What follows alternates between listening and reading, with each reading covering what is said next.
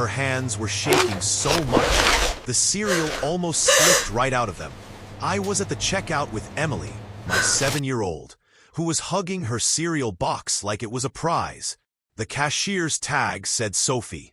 She looked young, maybe early 20s, but the way her hands moved, fast, clumsy, unsteady, it didn't look like tiredness. It looked like something heavier. I set the milk on the counter and asked, "Hey, are you okay?"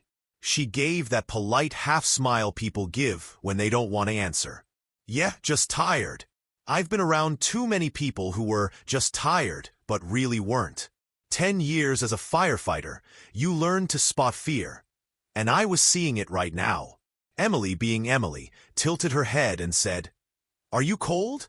My daddy can give you his jacket." Sophie chuckled softly. "No, sweetie. That's very kind, but I'm fine." But her eyes told a different story. Just for a second, they darted toward the glass-walled office in the corner, the manager's office, and then right back down to the scanner. It wasn't a casual glance. It was the quick look of someone checking if they're being watched. I followed her gaze. A shadow moved inside that office. She scanned the last item, still avoiding eye contact. I swiped my card, but the feeling in my gut was getting louder. This wasn't tiredness. This was something else entirely. And whatever it was, I wasn't about to ignore it. Fear has a look, and I'd seen it before. Not the wide-eyed, screaming kind you get in movies. The real kind. The kind that hides behind polite smiles. The kind that freezes you from inside out. I'd seen it in burning buildings, on accident scenes, in people who knew the next few minutes might change everything. And now, I was seeing it on Sophie. She was trying to keep her voice steady as she scanned a loaf of bread, but her eyes kept flicking toward that office. She'd catch herself and force them back to the register like nothing happened. Then the door opened. The manager walked out, mid-40s, stocky, with a face that looked like it had been carved into a permanent frown. He stopped just short of the counter, leaned in, and said something to Sophie in a low, sharp tone. I couldn't hear the words, but I didn't need to. Her shoulders stiffened instantly. He walked off without even looking at me or the line. Sophie kept her head down, scanning items like nothing had happened. I paid, thanked her, and took Emily's hand. We walked toward the exit. But halfway there, I slowed down. That gut feeling was back, stronger than before. Something was wrong here. And it wasn't just a bad day at work. I turned my head just enough to look back. Sophie was leaning against the counter for a moment, her eyes closed like she was trying to catch her breath. It wasn't the posture of someone tired. It was the posture of someone trying to hold themselves together. And that told me everything I needed to know. I turned back instead of walking out. Emily was still holding my hand, but I knelt down and told her, "Sweetheart, let's wait over there for just a second." She wandered toward the candy rack while I stepped back to the counter. There was only one customer ahead of me. I waited, pretending to check my phone until they left. When we were finally alone, I kept my voice low. "Sophie, I can see something's wrong. You don't have to tell me, but if you want to." She froze, glanced quickly toward the office again, then back at me. Her lips parted, then closed. "I really shouldn't," she murmured. "I'm not here to cause trouble," I said. "But I've been where people needed help, and no one spoke up. I'm not going to pretend I don't see this." Her fingers gripped the edge of the counter. For a moment, I thought she was going to tell me to mind my own business. Then, barely above a whisper, "It's him, my manager." I felt my chest tighten. "What about him?" Her voice trembled. "He touches my shoulder when he walks by, stands too close, says things no one should say at work. I told him to stop once, and he cut my hours." "How long?" I asked. 6 months, she said, eyes wet but holding it in. "I need this job. My rent's already late. I can't afford to make him angrier." I glanced at Emily, still looking at Candy, unaware of any of this. Sophie lowered her head, as if even speaking the truth was dangerous. And right then, I knew walking away wasn't an option anymore. Some truths are heavy. 6 months. That's how long she'd been dealing with him. 6 months of looking over her shoulder, forcing a smile, praying he wouldn't come near. I asked her why she hadn't gone to anyone. She gave me the kind of look that didn't need words. She didn't believe anyone would care. And if they did, it might cost her the only income she had. I can't lose this job, she said. I can't. I understood that feeling more than I wanted to admit. After my wife passed, there were days I felt buried under bills, trying to keep a roof over Emily's head. Some days, you're not fighting for pride or comfort. You're fighting to survive. She kept her voice low. Please don't tell anyone. It'll just make things worse. I nodded slowly, but inside, my mind was racing. I'd seen men like her manager before, the kind who get away with it because people stay quiet. I hated those men, and I hated the thought of Emily ever being in Sophie's position. She thought I was just going to walk out and forget about it, but I'd already decided. I wasn't leaving this alone. Once you know, you can't unknow.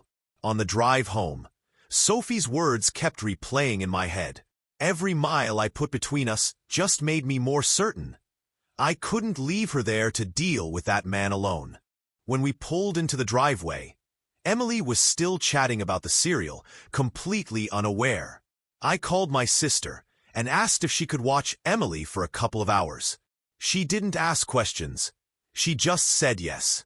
10 minutes later, I was back in the truck, heading toward the store. The parking lot was quieter now. I walked in, scanning the lanes until I saw her. Same spot. Same tired smile for the customers.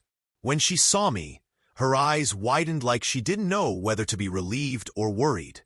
"What are you doing back here?" she asked as I stepped to her register, keeping my voice low. "I told you I wasn't going to just walk away," I said. She shook her head quickly. "Daniel, please." I cut her off gently. "I'm not here to make a scene. I'm here to make sure you're safe. That's all." Her lips pressed together, like she wanted to believe me, but didn't dare. I leaned in just enough so only she could hear. "I'm not leaving until you're safe." She looked down at the counter, but her hands, the same hands that had been shaking earlier, slowed just a little. It wasn't trust yet, but it was a start. Fear doesn't vanish, but courage can grow. I told Sophie we weren't going to just stand here pretending everything was fine. "We're calling HR," I said quietly. "Right now." She froze. "Daniel, I'm not asking you to confront him out here," I said. "We'll go somewhere private. I'll be with you the whole time." For a long second, she just stared at me. Then she nodded, almost like the decision had been made for her. I walked with her to the back, past the stockroom, into the small break room. She picked up the phone with hands that still shook, but this time they didn't pull back. When the HR rep answered, Sophie's voice was barely above a whisper at first, but as she went on, explaining the touching, the comments, the retaliation when she told him to stop, her voice grew steadier. She gave his name. She gave dates. She told them exactly how her hours were cut. The HR rep asked a few questions, then promised they would investigate immediately. Sophie wouldn't have to work another shift under him until it was resolved. They'd move her to another location if needed. She hung up the phone and let out a shaky breath. "I can't believe I actually did that." "You did," I said. "And you're stronger than you think." We walked out together, heading back toward the front. That's when I saw him. The manager was standing just outside the break room door, arms crossed, eyes locked on Sophie. He didn't say a word at first, but the look on his face said enough. This wasn't over. Her voice shook, but she stood tall. The manager's eyes narrowed as we stepped into the aisle. "What's going on here?" he asked, his tone low but sharp. Sophie took a breath. I could see her hands trembling again, but this time, she didn't look away. "What's going on?" she said slowly. "Is that I reported you." His eyebrows shot up. "You what?" "You heard me," she said. Her voice cracked, but she didn't back down. "HR knows everything." He glanced at me like I was the problem. I didn't say a word, just took one step closer, enough to make my presence felt. "You can't," he started, but Sophie cut him off. "I can." And I did. For a second, the only sound was the quiet hum of the store. The color drained from his face. He muttered something under his breath and turned away, disappearing back toward his office. Sophie let out a breath she'd probably been holding for months. Her legs looked unsteady, but she didn't stumble. She walked toward the exit, her pace quick, almost urgent. I followed, not saying anything until we were outside. Her hands were still shaking, but this time, it wasn't fear. It was adrenaline. 3 days later, my phone rang. I didn't recognize the number, but when I answered, it was Sophie. Her voice sounded different, lighter, but still a little shaky. "They suspended him," she said. "HR called me this morning. He's not allowed back until the investigation's done. And they're transferring me to another store. Better hours.